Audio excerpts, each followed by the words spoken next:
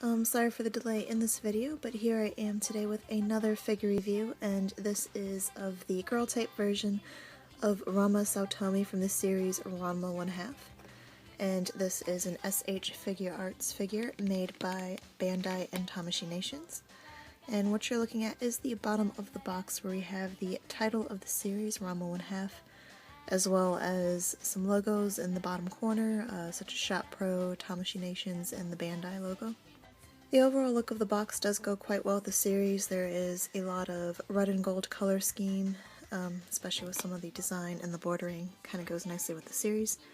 And on the right side we are treated with not really a photo of the Ranma figure, but almost like an artistic drawing of the Ranma figure itself. I don't know if my camera is capturing it very well or if that makes too much sense, but that is just what it looks like on the side. And of course we have her displayed with the classic tea kettle, and there is a nice big display window with a red backdrop, and you can see a little bit on the window display that there is the SH Figuarts name, as well as a little bit of an explanation behind the line of figures. And some of that window kind of goes over the top of the box as well, and we see some of that gold bordering going on.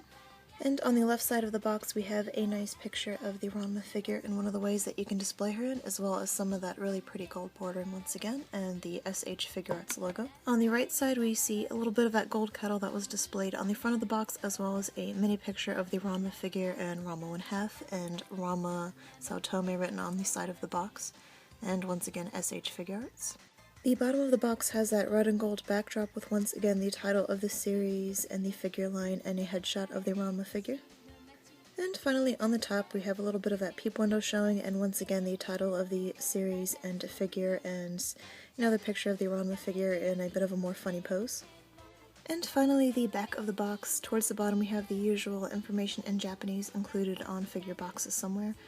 And finally we are treated to some more pictures of the figure in the different poses you can have her in on the back, as well as in the background itself seems to be some images from the manga series, which I think is a bit of a unique touch and also quite funny as well, some of the scenes that they're depicting back there. I know right there they have the Chinese guy that usually comes on to explain like what cursed hot spring one of the characters fell in and the story behind it and all that.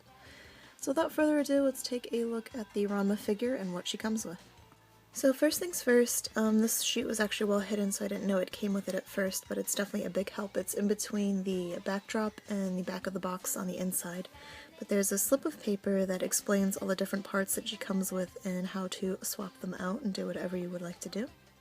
So there are technically two parts of the stand that you have. This one right here kind of goes along with this piece right here, and that helps to hold up one of the signs that the figure comes with that you can display with the figure. And this piece right here is what you would use to hold up the actual figure itself, and there's just kind of this clasping piece right here at the top that wraps around the figure's waist, which I am not really too fond of. And this is the base of the stand itself, which I am actually quite fond of. I really do like the different ways that SH Figuarts does the bottom of their bases for their figures, kind of making it unique to each series, I notice. And this one, as you can see, is just sort of a rectangle shape, and we have a Ranma with a silhouette of Ranma and this red coloring and fancy border going around the stand, which I think is definitely a nice touch that definitely suits this series. Now on to the actual accessories that she really comes with. There is this first piece right here, which is a sort of sign bubble that you can pose with the figure. I think it's a sound effect, the chewed on sound effect I believe they called it, and it's used in some of the more funnier parts of the series. If you're displaying her in more of a funny gag sort of pose, you can display this with the figure. And I would be careful with it if I were you. It is a bit of a flimsy piece, as you can see here. It doesn't take much to bend it, so do be careful with this piece. And these are the rest of the accessories that she comes with. First up is a sort of golden club or pole, if you will. And it is a very simple piece, as you can see, just in a simple shape, but the gold paint is quite shimmery and pretty that they used on this, so it really does kind of give a nice brassy effect. And there's this sword piece right here, and it is sculpted rather nicely for such a small accessory. There's a nice curve to it, and again I like the choice of paint that they used. For the blade itself, there is a little bit of a shimmer effect to it, kind of giving it a little bit of that gleam, and the handle is nicely done as well. And finally, the best accessory, kind of for last, is the tea kettle itself that you use or see a lot in the series, in which it's usually filled with hot water to pour on Ranma to turn her or him back into the regular boy version of Ranma. And once again, a very nicely painted and detailed accessory. No, the lid does not come off, unfortunately, but you see there is actually a little hole in the spout, which is a nice touch. And here are the optional hand parts that Ranma comes with. There are 4 additional pairs that you can use. Starting from the bottom, the first one that you see are kind of fingers out and close together with the thumb tucked in.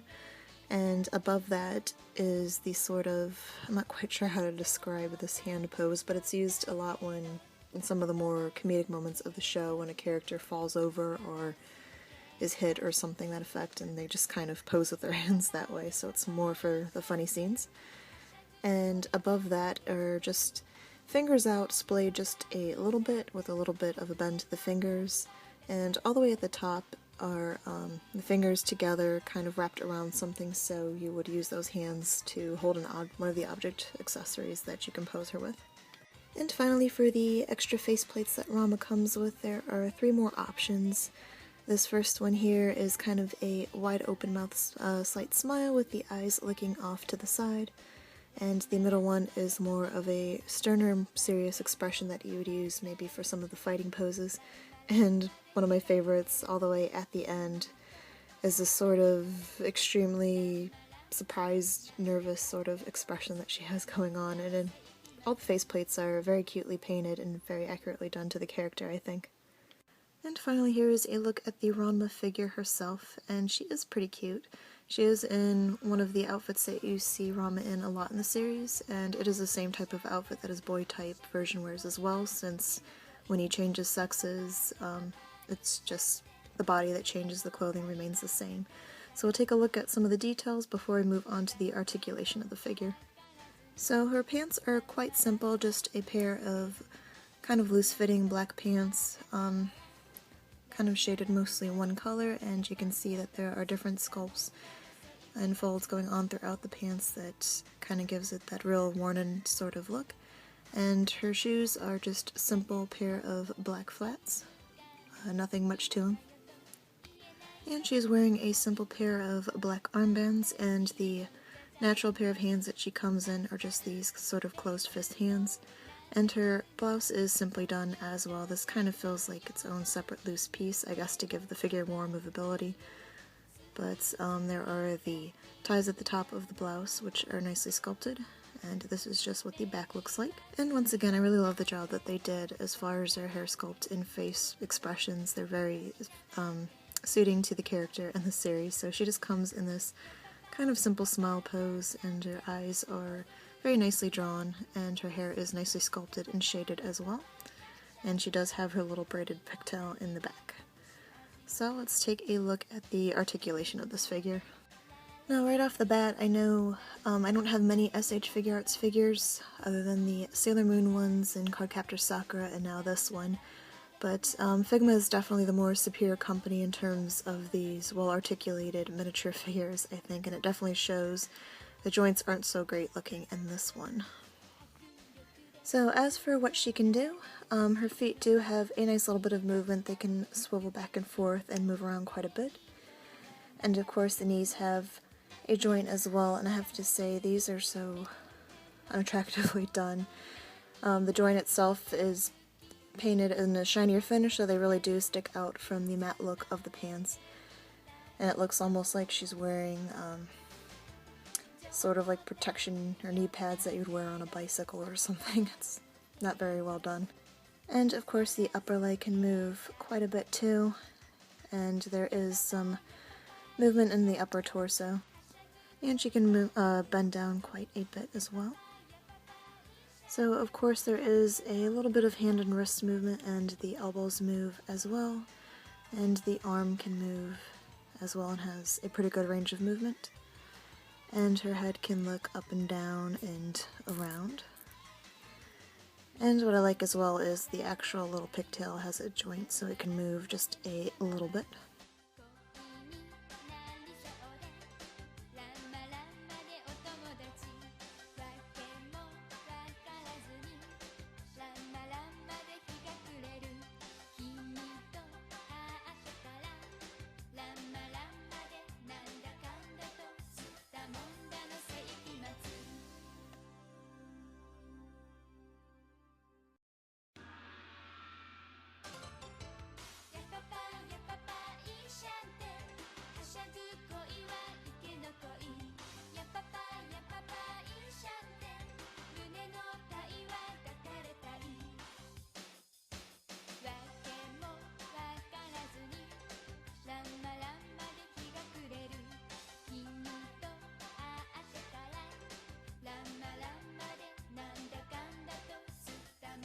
So overall, this figure has its fair share of pros and cons. It is always nice to see figures made of an older series. Ranma 1/2 is from the late 80s and early 90s, so it's really cool to see some new figures of older series being made, so I definitely want to support it for that.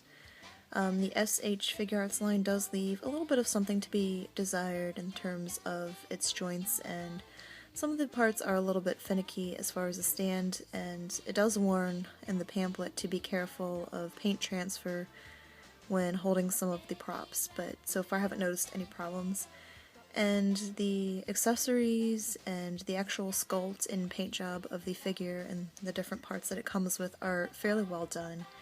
Not really much in the way of paint mistakes and that. And overall it is a really nice figure though, and I do like that, as you have seen throughout some of the video, you can pose the figure without actually having to use the ugly portion of the stand where it clamps around her waist, so it does help if you want to pose her without it.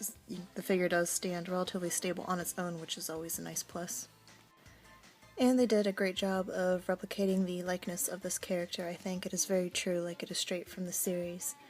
Hopefully the SH Figuarts line of the Ranma 1/2 characters does get better as they make more and more characters, and I definitely think it'll be fun in the future when we get other characters to interact with different poses with Ranma.